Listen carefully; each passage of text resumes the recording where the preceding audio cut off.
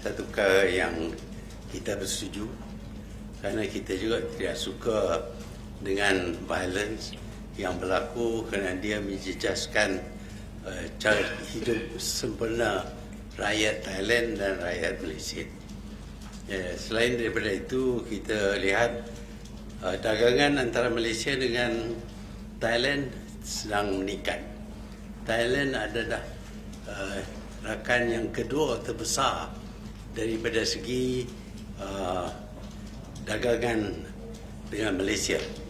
Sebaliknya, Malaysia pula menjadi yang rakan dagang Thailand yang pertama, iaitu di antara negara-negara ASEAN. Jadi kita harap dengan lawatan ini kita dapat tingkatkan lagi kerjasama antara Thailand dengan Malaysia dan juga meningkatkan dagangan antara Malaysia dengan Thailand, dan kita harap kita boleh bantu Thailand dalam penyelesaian di selatan Thailand. Okey.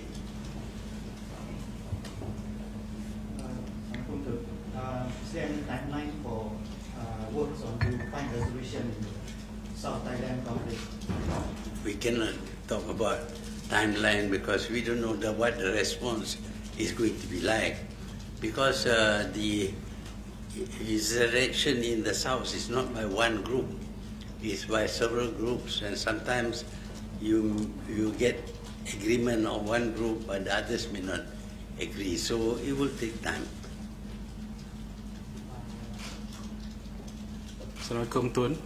What about the rebels' demand for autonomy or separation from Thailand? Would that issue will be on table?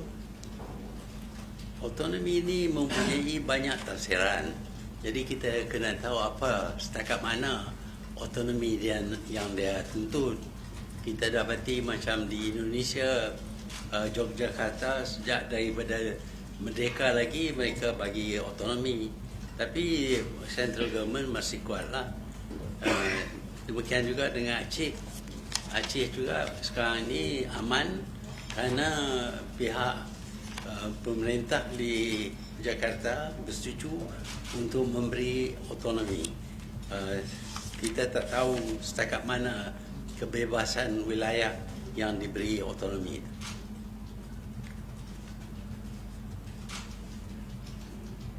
So, in terms of the dialogue concerning Southern Thailand, what's next for Malaysia as facilitator? Now we have found an agreement with Thailand. So what's next for Malaysia in this effort to resolve the problem?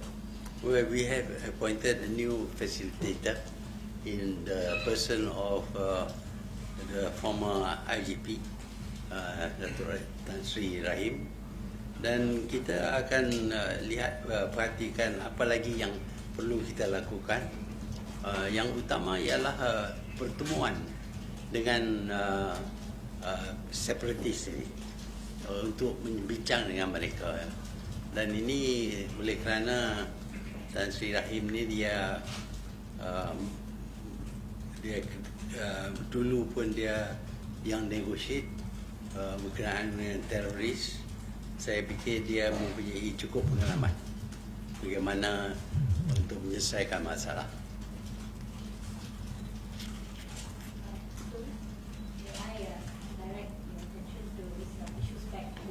Back home. Back home. I think just last week you did mention that during the forum that on handing over the reins to the next Prime Minister, you said you are okay with stepping down and you cannot promise if the next person will be as good, and you also said that Anwar can become PM but if the people want it. So what does this actually mean? Because as we know in Malaysia, we do not have a presidential election like in the US. So the people cannot directly vote for a prime minister. So does this mean Anwar will become the prime minister, or is there going to be some setbacks in it? We don't have a clear understanding on that. Could you please? As far as I'm concerned, I will step down. That is my promise. After that, of course, he will take over. But as you can see, with Dato' Sri Najib. Many people didn't want him, they overthrew him. So Dato' Sri Anand or myself, if the people don't want, we can't be Prime Minister. So that's what you meant when the Yeah. So does that mean he has to wait until the next meeting to know whether the people No. The promise is that he will take over from me. I'll be only for two years and Prime Minister. And he had also mentioned previously that once he takes over the reign, he would want to reshuffle the cabinet. Do you think Well, it's it's high his time? cabinet. I don't know what he wants to do. Once he has his cabinet, he can select members to become members of the cabinet. So currently, are you happy with the cabinet minister's performances? Because in the recent parliament, just few days back, just malam, the parliament was empty, the MPs were not there again, and the deputy speaker today treated them for not being there. You had also expressed dissatisfaction about this before it happened again. What do you think? I will talk again to them. By talk meaning a lecture, a spanking? No lecture or anything. I might cane them or something. So in terms of trade with Thailand, any definite agreement that managed to find with Thailand, whether it's in, we proposed about the national car and stuff like that. You spoke in Jakarta about national car with the counterpart. Did you speak with some initiative with Thailand, with General Prayut here? Well, we discussed several matters, of course. About the succession, the successive Prime Minister, this is not something that I can discuss with Thailand.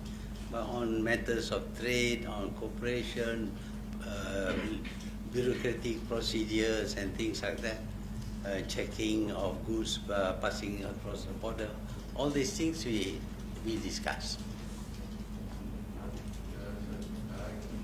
On our side, kita akan buka operasi banyak. So how about Thailand punya side? Saya sebut kali ini tak ada kata ditolak tak ditolak. Yeah.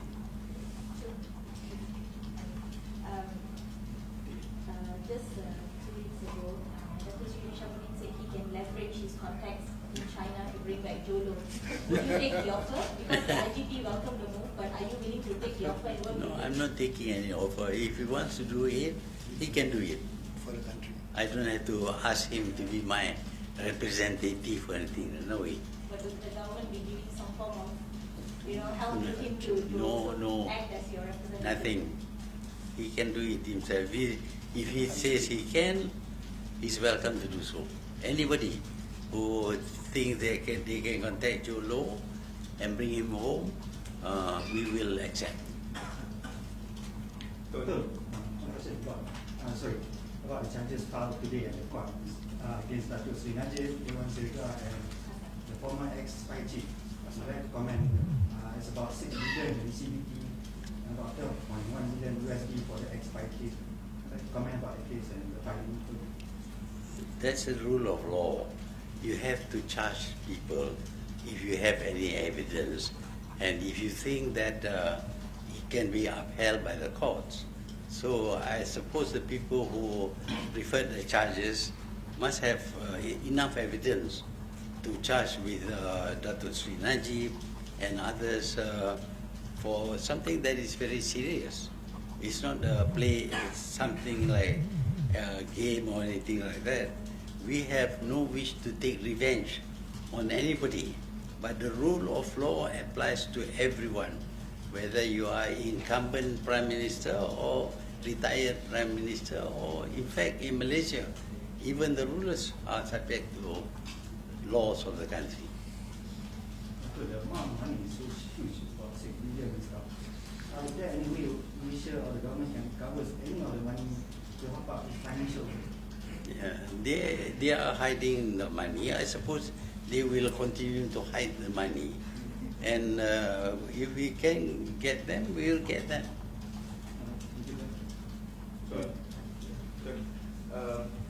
Berkenaan dengan pembunuhan Khashoggi dan wartawan, Dan juga pada minggu hadapan Arab Saudi dilaporkan akan datang melawat ke Malaysia. Jadi mungkin ada mesej daripada Tun berkenaan dengan isu melibatkan krisis sehingga menyebabkan krisis dalam negara Islam sebenarnya pada ketika itu. Mungkin komen Tun. Mesej Tun kepada Arab Saudi berkenaan dengan kes pembunuhan wartawan Khashoggi. Ya.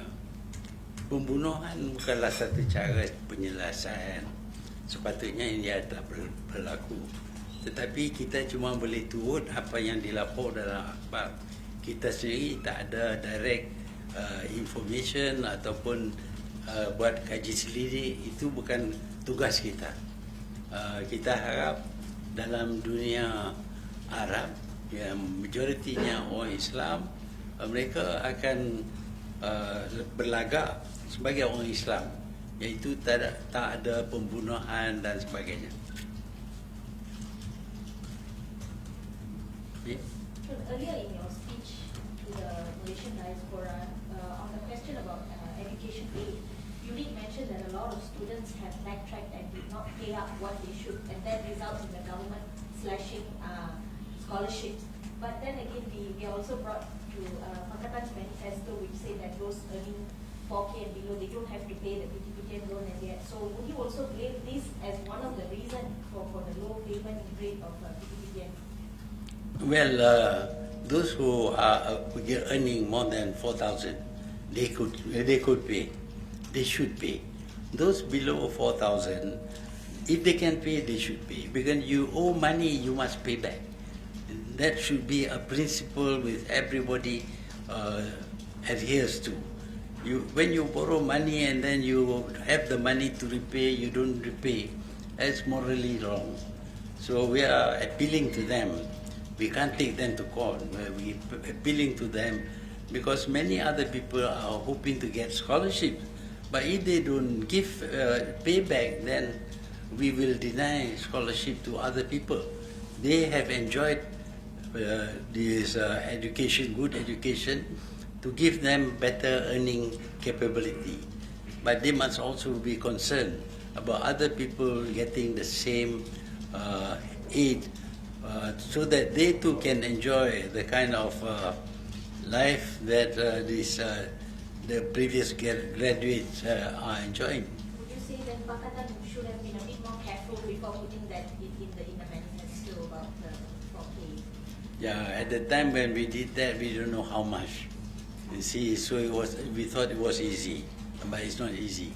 It's 40 billion ringgit altogether. If I may ask the last one. Last one. How do we know you're last one? Other people. Which is why I checked with everyone wants to ask. Your last one. My last one, yes.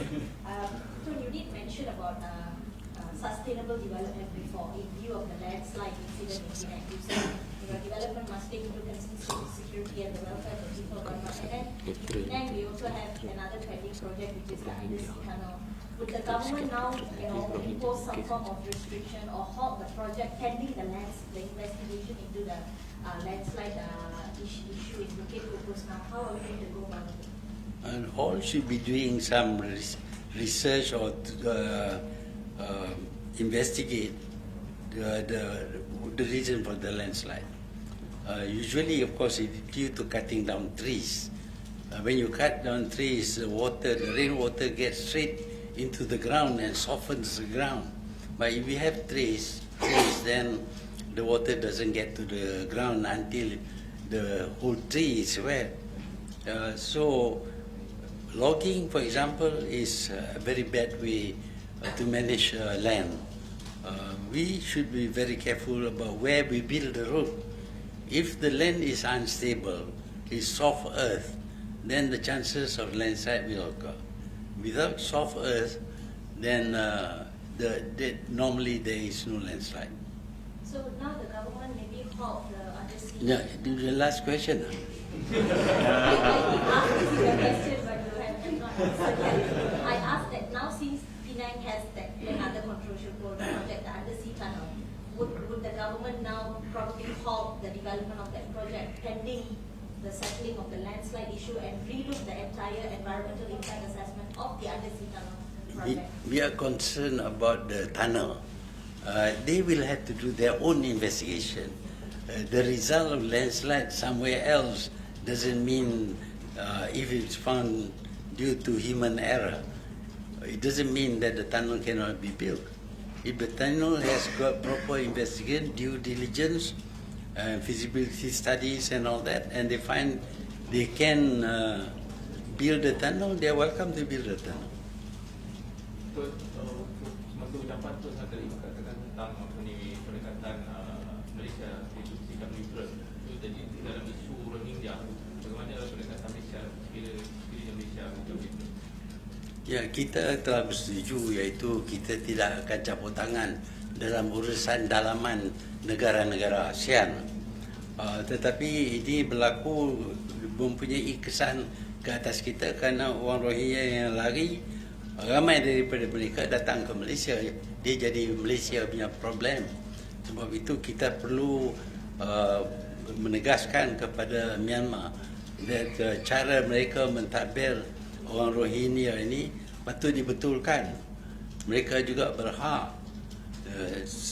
Kalau mereka tidak lakukan sesuatu, maka yang akan menerima beban ialah negara-negara ASEAN yang lain.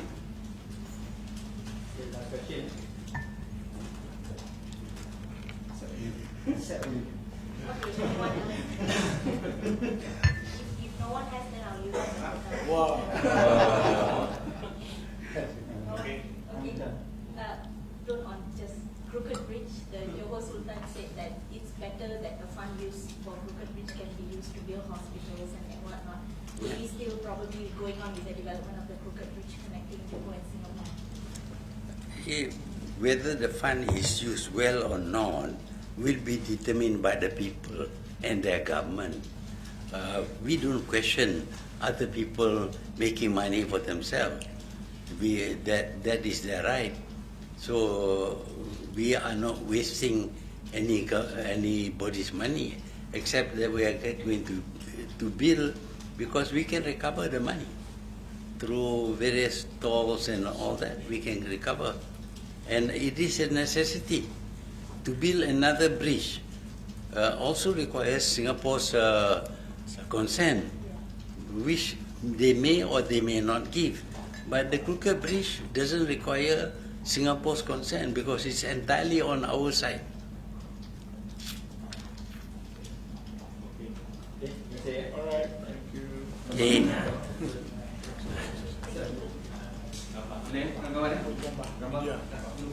Oh, ada ambil gambar juga. Ingat macam orang Thai je. Thank you. Thank you.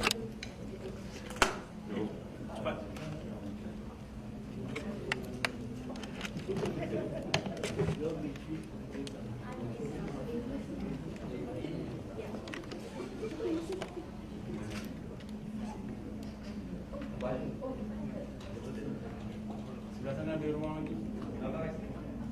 Siapa nak sama? Okay.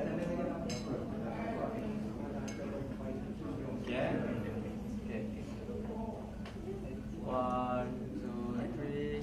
One more. One, two, three. Satu tak formal. One, two, three.